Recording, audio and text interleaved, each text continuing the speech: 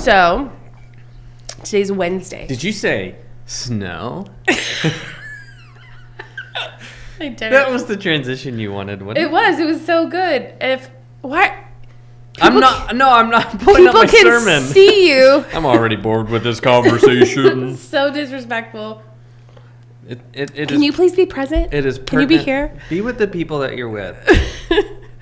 What I was going to say is it's Wednesday, not Tuesday. We normally shoot on Tuesdays. That's right.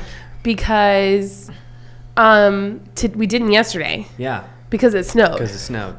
And we all just hid in our house. I didn't hide in my house. No, it was a lot of fun. I went and played. Yep. It was very fun. I definitely woke up throughout the night and kept checking. Yeah. Is it snowing? Yeah. Hannah said she had a hard time going to sleep. She was so excited. Miley was so excited. Which it was do you weigh, we were do I tell you it's going to snow and then it doesn't and you're disappointed? Or do we tell you? Mm-hmm. We told her. Wow. We risked the snow. I was pretty certain it was going to snow. Yeah. So we were. Yeah, that's fair. Sammy doesn't seem to understand time at all. So you'd be it's going to, and he's if it's not happening right now. Where is it? Yeah. Nothing ever happened in You're the past and nothing's ever coming. It's all right now. That'd be kind of a nice way to live. I mean, honestly, sometimes I'm this must be delightful. But yeah, it snowed. So we went out and played. And we posted on social media as a church asking people to send us their snow pictures. Good idea. Thank you. And it was so fun. That was a lot of fun. Seeing how everybody was out playing. Thanks everyone for posting your pics. Yes. Thanks for playing along because that was really cool to get to see. Saw people on inner tubes, sliding down things. Mm-hmm. Saw some really excellent snowmen, snow angels. Mm-hmm. All good things. All good things. I loved it. Yeah. We played on the trampoline. That was our spot of choice for some reason. Yeah. It was a lot of fun. Samuel wanted to build a snowman, which involved me making my hands freeze to build some kind of semblance of a start of a snowman. It wasn't the packiest snow. And then he would just he didn't care. He just would smash it. So then I taught him the joy of throwing the snowballs at the fence because they burst back open. Yeah. That was a lot of fun. Yeah. So we did that too. Yeah. All good things. Yeah. You researched this. What was the previous record when we got this much snow? Don't judge me. I'm not judging you. 1960. 1960. Yeah. We had how much? Do you remember? I don't remember. It was. We didn't break the record. No, we did not, and I don't think so.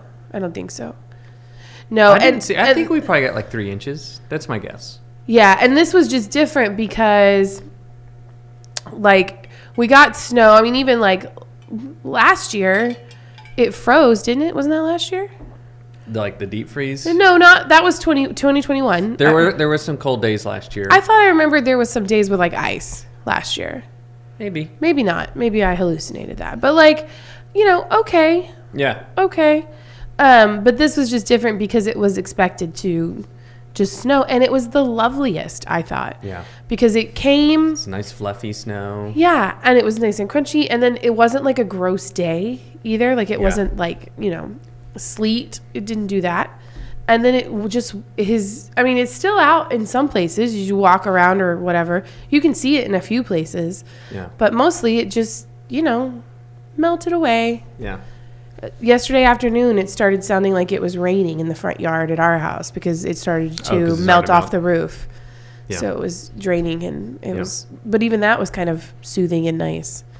It was just a good day. Yeah. And it was appropriate because we've been talking so much about water. Talked about baptism week before last, and then this week we talked about wine and water. Yep. And so we talked about, how... I don't know if you know this, Mark. Like you said, I did research. But snow is frozen water. Wow. It makes sense when you say it out loud. I know, but it's surprising. So, it all ties in. Wow. So we talked this week in worship. We talked about Jesus' first miracle that we find in the Gospel of John, where he takes ordinary water and he doesn't turn it into snow, which honestly in the Middle East would have been way cool. Yeah. But instead he turns it into wine, which is, I guess, that's fine. Whatever. Somebody's going to come for me. What is wrong with you, Becca? You've been on snow break. Snow break. But we talked about Jesus turning the water into wine and what that can kind of teach us. So let's get into it.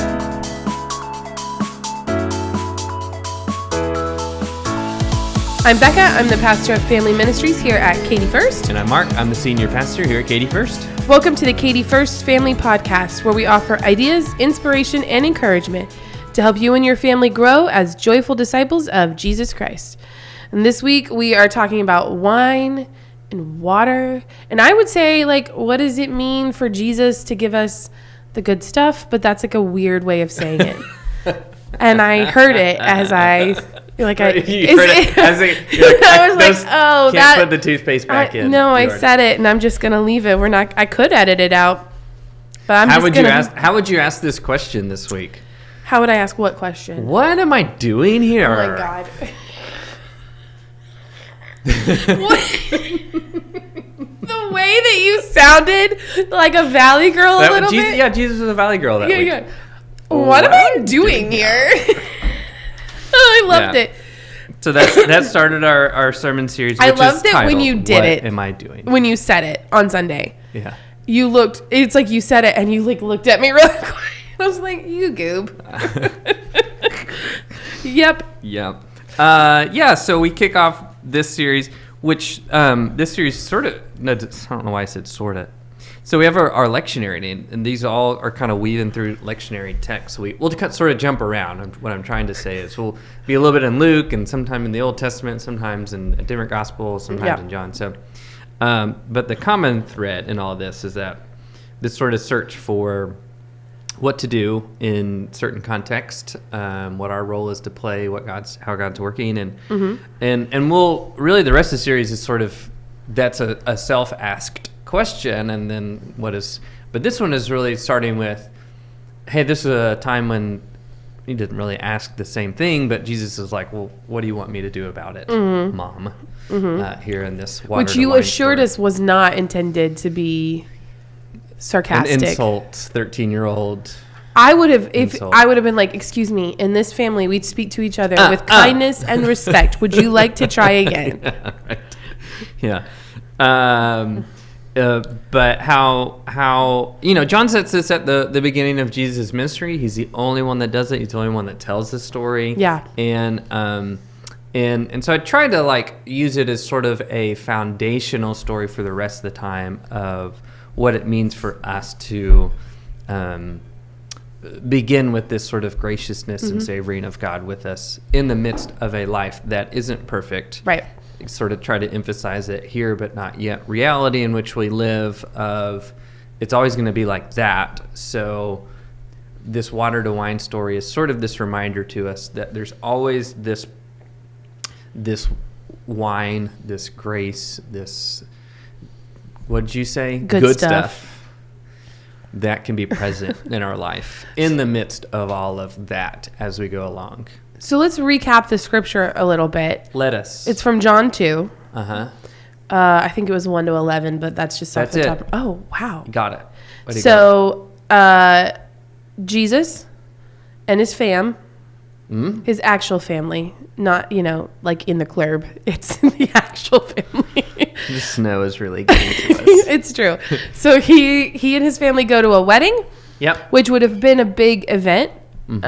Big part of like society and cultural living. And so he would have gone to the wedding, and while they're there, the bridegroom, who is the groom, groom. They are responsible for throwing the shindig afterwards. Yep. And they run out of wine. Yep. And this is very bad news. Bad news bears. But good news, Jesus is there. Yeah. So Mary sees what's going on. She goes and tells Jesus, hey, they're out of wine. And he, perhaps unsassingly, says, what do you want me to do about it? It's not my time. I'm not, what am I supposed to do? Yeah. And she just kind of walks off from him, but then tells the servants, do whatever he tells you. Tells you to do. And so then he goes over and he somehow, voila, it's in wine. It's the water, the purification water is now wine, but it's not just wine. It's really good wine. So when the steward drinks it, he's like, hey, you saved the best wine for the last. Yeah. And so that, I mean, it's this kind of, I say odd. It feels a little odd. Yeah. It's odd to me that it's the first sort of miracle that we see Jesus do in the Gospel of John. Yeah. So here's my question. Why do you think John puts it at the beginning? Yeah. Why do you think John puts it in? Why does he put it first? The only reason I can think that he puts it first is what I was trying to describe in like there's sort of like a lot of layers. Yeah. We could just read this as a story of something that happened. Right. But you got to put it in context. Well, not even just context, but also to remember like John just got done telling you the most poetic way about how Jesus was born. Yeah, yeah. Which should be a hint to us that John is filled with a lot of, he's not just telling you a historical thing about Jesus. Yeah.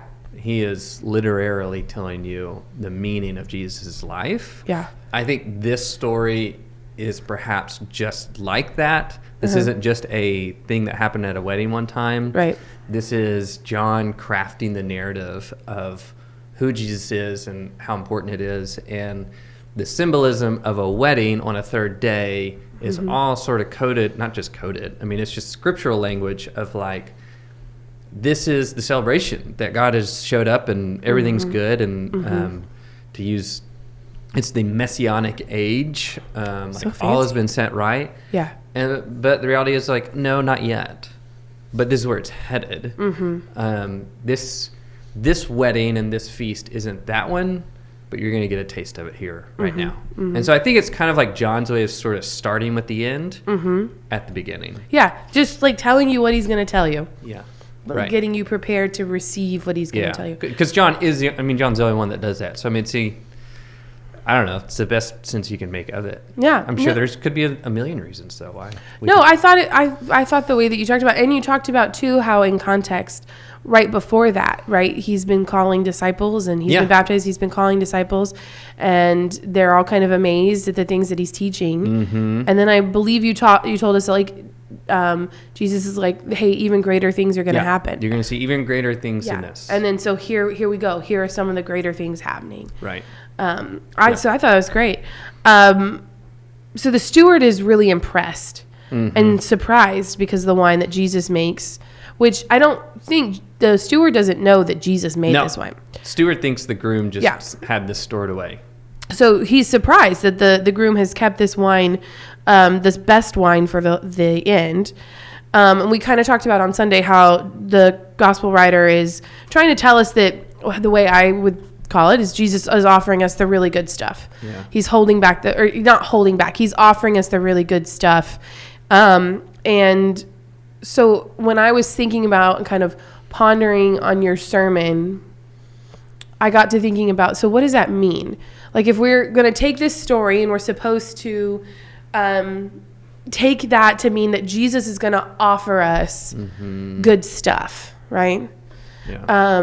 Not just whatever, right? What does that what does that actually mean? I was really intrigued throughout the sermon with this notion of John pointing us to who Jesus is and what that means for us. That seems to be what John is doing, right? That John is trying to explain the full goodness of what Christ has come to offer. Yeah. And I feel like now 2,000 years later, for me personally, and I don't think I'm alone, sometimes that feels like it's been narrowed.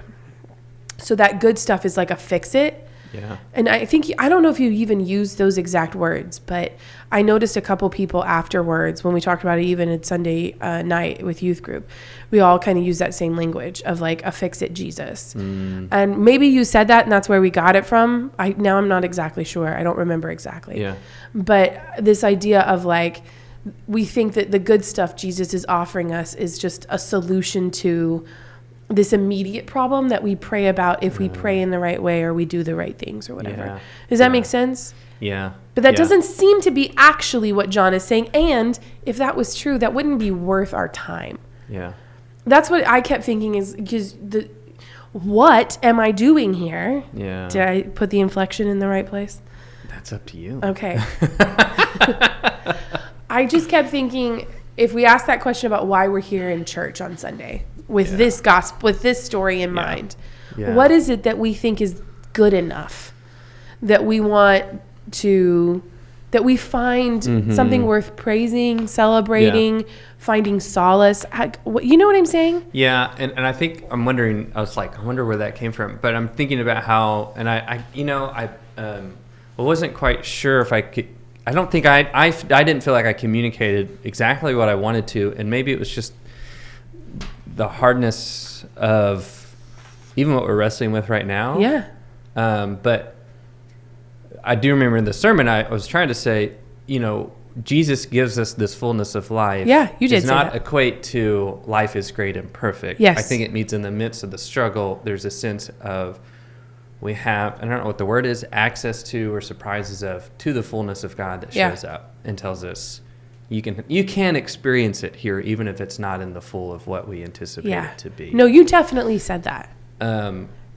I cut stories from my sermon that I had in there, but like a few examples of this were like, I remember in 2020 when we were in COVID era and everything was just so hard. And it wasn't just COVID, it was political unrest, protests. Yeah. So, just remember like summer 2020. 2020 was not great. Hard times. And one of the things that was most grounding to me was when I think I've said this to you before, was when we had funeral services. And these were water to wine moments for me. Something that previously I was, especially coming into ministry, I was sort of terrified and had a lot of imposter syndrome about even being a pastor in these moments. Mm-hmm. So it was like, used to be this thing that didn't carry a lot of weight to me, that in 2020, as I did them, even though they were services about the loss of life, somehow it was the thing that gave me a grounding. They were water to wine moments where I felt like the fullness of God was showing up in a space that I didn't expect. Yeah. Another one was a story of a friend whose father was terminally ill with cancer. We all knew it. He was late stage into it. And Hannah and I brought over this cake that it's like an ice cream cake. It's like literally ice cream sandwiches on top of ice cream sandwiches with just a lot of ice cream and stuff. And we had put on the top of it Hershey chocolate. I don't know the last time he had Hershey chocolate.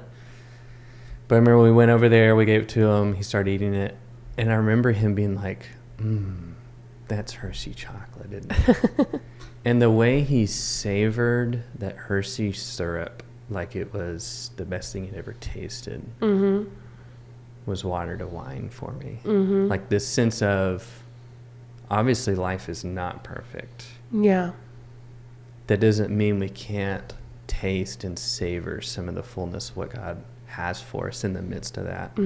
And so I think it's that. Yeah, I think that's I've come to give him life to the full. I don't know. I mean, that's our lived experience, is that we have we'll have the opportunity to embrace and receive that fullness and savor it. It's just, we know the reality is it's not going to be every day, 24/7, all the time. And I think, that wine that was saved for last, this is the best wine. I think that was John's way of saying, like, this is the thing that is most fulfilling, savoring, grounding, sustaining, is this grace of Christ that is mystery.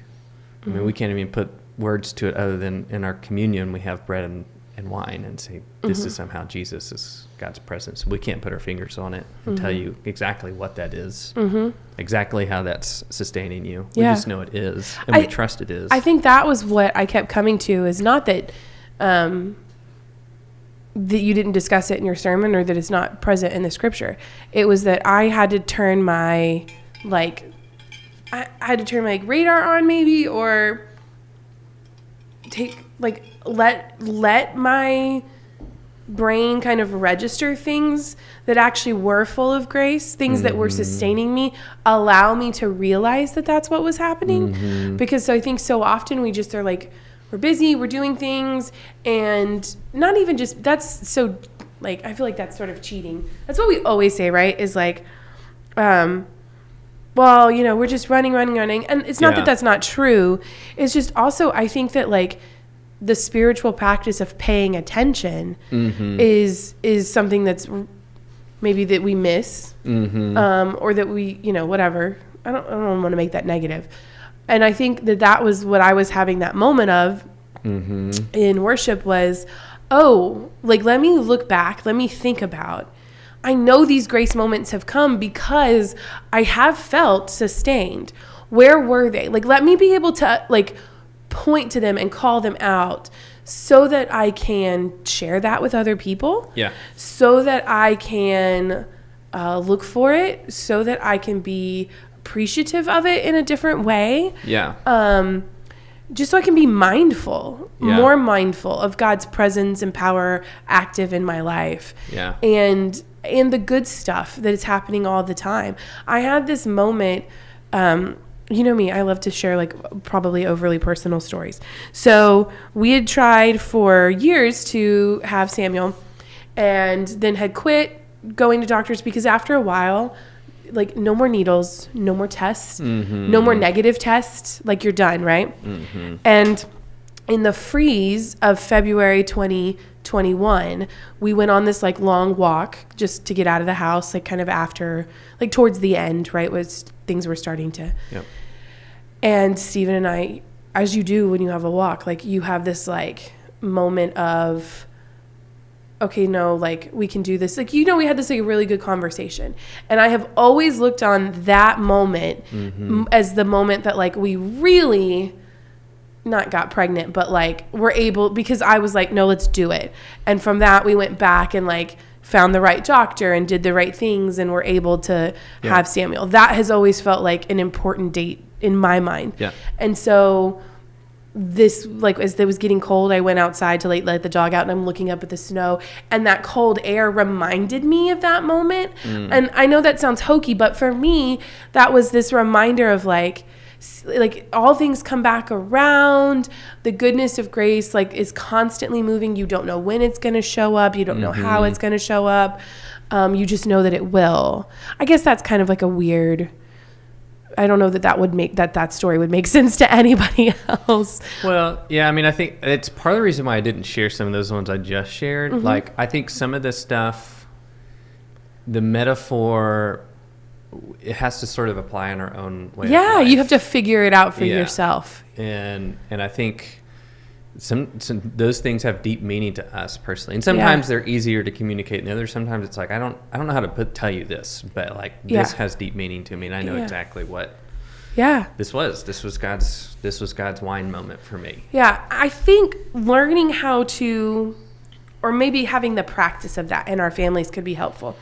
Celebrating and modeling, noticing the goodness of God in our everyday lives, those wine to water moments, saying it out loud so that our kids learn how to notice it too. Yeah. I think that could be really life-giving for all of us and help us all, especially, you know, it's not an accident then when we talk about, like, the purpose and the mission of the family ministries, it's to help and encourage and empower our families to be joyful disciples. Like, that word was very much on purpose. Yeah. I'm not, you know, it shouldn't be a drudgery, because following Christ isn't. It shouldn't be a chore. You know, it should be joyful. It should make us feel joyful. Yeah. Not like you have to, like, make yourself feel it. Yeah. Following Christ, who has come with goodness and grace, should imbue us with joy, and not in every moment, because that's silly, but through every moment, if that makes sense. Yeah. And I think that celebrating that with our families, like snow days. Yeah. And the random extra time we get to spend with each other. Yeah. The joy of canceled plans even. Yeah. And I think there's being able to connect those things to God is an important thing. Yeah, absolutely. You know? And I think there's obviously value in the sense of, like, kind of a gratitude, but I think kind of like in this story when the wine gets connected to Jesus. I mean, again, John's telling us, I think the more we can connect and see how God's at work in those things, and that's important. That allows us to connect the dots between our lived experience and who God is and where God's present. Yeah, I think that can be an amazing gift to be able to have those moments. Yeah. To notice them and celebrate them. Yeah. Well, we hope that you had an excellent snow day. Yeah. You stayed warm and enjoyed it as much as you could. Mm-hmm. And we hope that you have taken something new and different from this conversation. Yep. We want to thank you for joining us today. We hope that you have found some inspiration and encouragement for yourself and for your family. If you'd like to get our podcast delivered directly to you each week, you can subscribe or follow us on Apple or Spotify podcasts or on YouTube. For more information about Katy First and all of our upcoming events for your family, you can visit our website at katyfirst.org. Mostly, we want you to know this, that in the middle of your ordinary, messy life, whatever that looks like for you in this moment, that you are not alone, you are doing a good job, and you are so, so loved. Yes, and we hope you'll join us on Sunday, week 2 of What Am I Doing Here? That's how you do it this week. Yeah, because this week is, the title of the sermon is just Purpose, Urgency, and Direction. Wow, that feels like a lot. It is. I'm excited / nervous. We're going to look at this one time that Jesus tried to throw, or people tried to throw Jesus off of a cliff and kill him. Oh, that's negative. In his hometown. Yikes. His neighbors? Embracing his purpose. Uh-oh. Sounds dicey. Yeah, it's going to be great. Let's talk about it. It's going to be awesome. So if you're dealing with a lot of chaos, a lot of things that are feel real urgent, and you don't know where to go, this is a good Sunday to show up, and we hope to see you. Otherwise, we'll be back here on the podcast. Yay! Woohoo! Have a great week. Bye.